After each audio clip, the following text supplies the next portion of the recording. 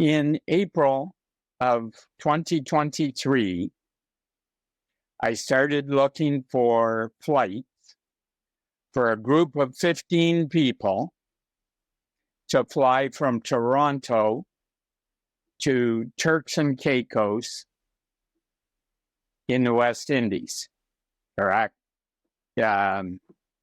Turks and Caicos Islands. There was 15 of us originally. One person had to drop out at the last moment. So I will talk about the final number of 14 people. We had a choice of a couple of different options.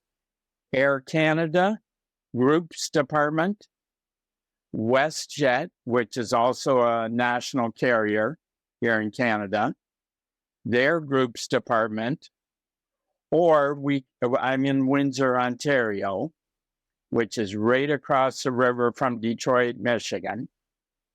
We could have chosen to fly a U.S. airline out of Detroit.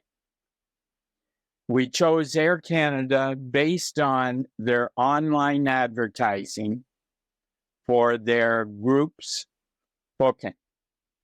Groups being more than 10 people. And I have a hard copy of their advertising, of their website. I'm not sure if this is of any value or not, or if you can read it. But in the text there, you can see that it is for a group of 10 or more people. And there were 6 perks that were part of booking groups with Air Canada.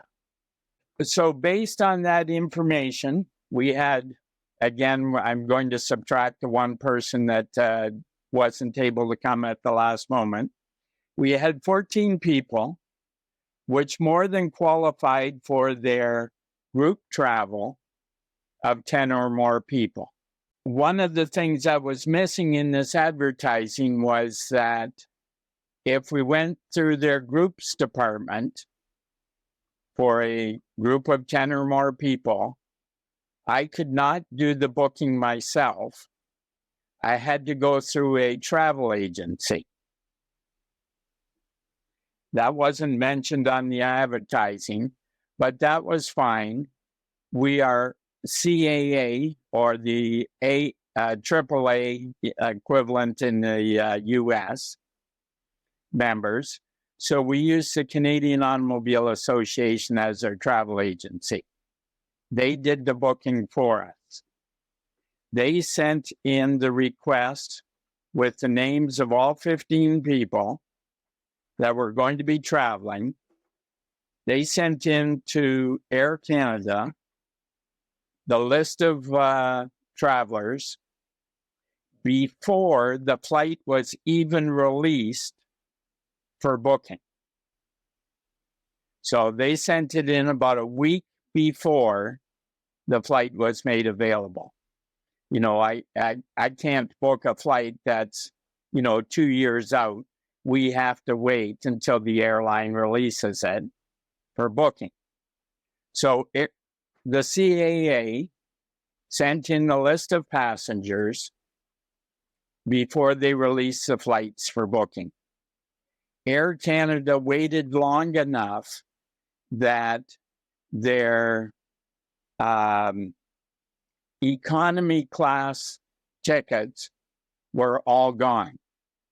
So Air Canada sent in the information, and then they didn't look at it until they had released the flight and the economy class tickets were gone. So we couldn't book economy.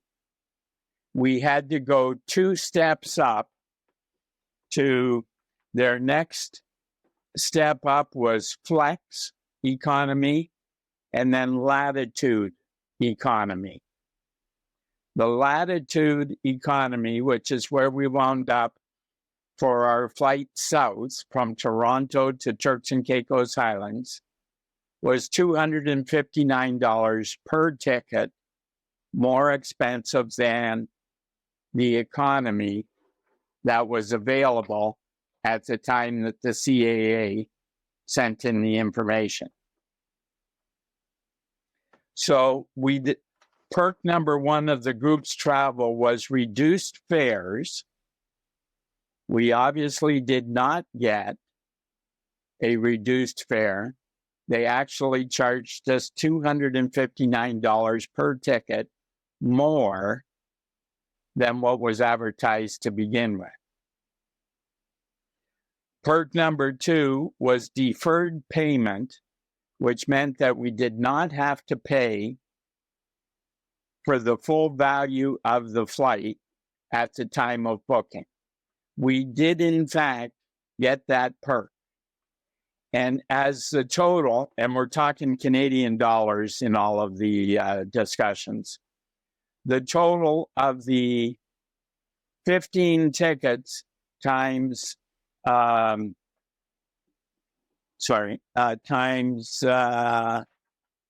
almost $2,000 a ticket was more than $30,000. So the deferred payment was a nice perk. We did, in fact, get that. Perk number three was free advanced seating. We got advanced seating, but only after I called a half a dozen times to find out that where we were actually sitting on the plane. Our travel agent said, yes, you've got the tickets. And I said, please show me where our seats are. I don't want 7 of the people traveling were children.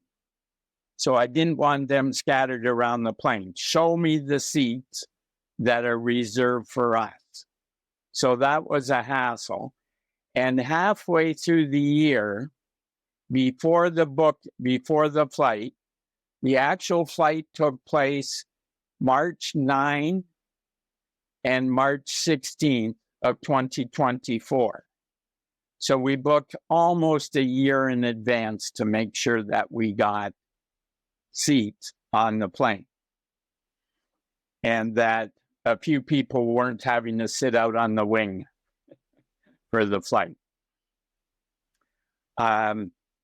They changed the plane type halfway through the year, didn't tell anybody about it. So it wound up that both north and southbound flights, we had an open seat between two of us. Instead of sitting in seat A and B, they added a seat C and moved us to seats A and C with an open spot in between. So that was a fight to get them to make sure that that seat disappeared by one of our group and that the kids weren't sitting in between strangers. Perk number 4 was complimentary tickets. So the description for that on the page that I showed you, receive complimentary tickets based on the number of passengers in your group. Okay, I wasn't expecting to get free tickets, but there was no footnote to that perk saying that you needed 10 or 20 or 50 or 100 people to get that perk. I'm okay with not having gotten any complimentary tickets, but it was an advertised perk. Perk number 5 was free checked bag. And this did have a footnote on the page that I showed you. It says group travel includes 1 checked bag for every passenger. So a free checked bag south and a free checked bag going north. And the final perk was a check-in counter. You'll find a dedicated group check-in counter at 9 major Canadian airports. And this also had a footnote on it And that footnote referred to the list of the 9 airports that it was available at, Toronto being one of them. So of the 6 perks, we got the deferred payment, the dedicated check-in counter. When we showed up at the airport to check in for our flight south, I went to the check-in counter. Most of the time you use a kiosk that you handle the check-in yourself, printing bag tags and that type of thing. When I went to the counter, the 2 or 3 people working at the counter looked at me kind of strange because they had never heard of a dedicated check-in counter for group bookings. They called over the supervisor. The supervisor also had never heard of a dedicated check-in counter. And I've flown Air Canada a number of times in the past, so I had a hard copy of showing that, what I displayed to you, showing that perk, that they had a dedicated check-in counter. And when I showed it to them, they had never heard of it, but they said, okay, well, with that, we'll handle your check-in here. So the 14 of us got checked in at the dedicated counter. After that point in time, the dedicated check-in counter disappeared from their group's perk online advertising. Okay, so the advertised perks on on Air Canada's website, we basically got 1 out of the 6. Where my biggest complaint comes in is that we did not get discounted tickets for having more than 10 people. In fact, we didn't pay economy class fare. We had to take the Latitude pricing at $259 more per person times 14 people. And the perks of the Latitude pricing, and I'll just hold this up for a second so that this is the Latitude right here. The perks for Latitude pricing is refundability, which we got because we didn't have to pay until 30 days before we flew. So that wasn't an issue. We got Latitude provides us with a preferred seat, which is in an exit row or a bulkhead with more room, more leg room. Several of us are more than 6 feet tall. So we were looking forward to the preferred seat, but we did not get that. The Latitude provides 2 free checked bags. Well, we didn't need 2 free checked bags because we already had 1 free bag going each direction. So we paid for an additional 2 free checked bags. It also had a bonus for their loyalty program points. And we did get that, but that point bonus worked out to about $10 in total. It also had free meals and beverages. We were told by our travel agent that we did not qualify for that because we did not have the Latitude pricing going both south and back north. We didn't find out that we had free meals and beverages until the end of the flight when they were finally able to serve the meals. Because of turbulence, we didn't get the meals served until almost the end of the flight, after the 3rd hour of a 4-hour flight. At that point, we found out that we had free meals and beverages. So we didn't have time to take advantage of the beverages. So the Latitude pricing at $259 per ticket times 14, we didn't get to take advantage of most of that bonus for the Latitude pricing. Okay, so that was the basis for my complaint. Further to my complaint, after we had our tickets reserved back in April, this was the spring break, or as we refer to it, the March break here in Ontario, Canada. And flights fill up quick. So once we had the tickets, we didn't want to complain too much and lose those seats. And we'll find out that we haven't got any seats to get to our vacation. We had already paid for the reservations at the resort in Turks and Caicos.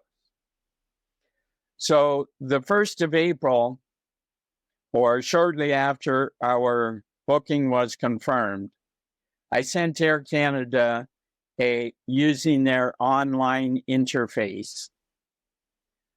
I sent them a note with the details, no print screens because their interface is pretty basic, does not accept print screens or attachments. I sent them a complaint talking about the pricing and having to go to a higher class fare ticket.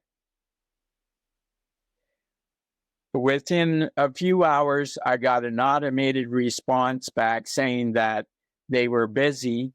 It might be as long as 45 days before I hear from them. And that was fine. We weren't flying for another 11 months. 3 months later, I sent the automated response saying it might be 45 days.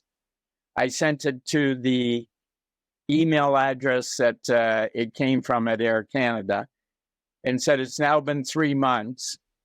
I haven't heard anything. What's the status of my complaint? Didn't hear anything. 3 months later, I did the same thing. And that brought us to 3 months after that note brought us to November of 2023. We're scheduled to fly in 3 months. I didn't want to rock the boat and have Air Canada say, well, if you're not happy, we'll give you your deposit back and you can find someplace else to fly. We were stuck. So I kept quiet until after we returned from our vacation in March of this year. At that time, I sent them using the same string of emails on my Gmail account. I said, listen, this has been going on for a year. Other than your automated response a few minutes after my first complaint, I have not heard word one from you regarding my complaint. I said, I am following this up. I'll give you 30 days to respond, and then I'm going to take you to small claims court looking for my my money that you've overcharged me. Shortly after that threat, if you will, that I was going to take them to small claims court, I got a reply email for the very first time. So almost a year later, Air Canada finally replied to my original complaint. And their reply was basically, tough luck, get lost. Not in those words, but that's what the gist of their email was. I subsequently came across, within a few days, a website on Air Canada's system where I could key in a complaint number to see what the status of my complaint was. And that status was closed or complaint resolved, I think was the term that they used, complaint resolved. And subsequent communication with Air Canada, I found that it had been resolved 6 months earlier. And again, I hadn't heard word one from them from April of 2023 until the end of March 2024. But they had closed my complaint saying that it had been resolved when they hadn't communicated with me at all. So what I am looking for, I could look for a lot of things like a discount off the base economy fare, but that would be pretty tough to say what that discount is where they don't advertise it. But the $259 that we paid for latitude pricing times 14 people is $3,626. If I add the 13% tax to that, that comes up to just shy of $4,100. The exact number is 4097 and change. So $4,100. And that is asking for nothing in the way of their promised reduced fares, advanced seating, complimentary tickets, check-in counter that I had to fight for. So that's where I am. I have talked to them till I'm blue in the face. And once I finally got somebody to talk to me by email at Air Canada, I've gone back and forth a number of times.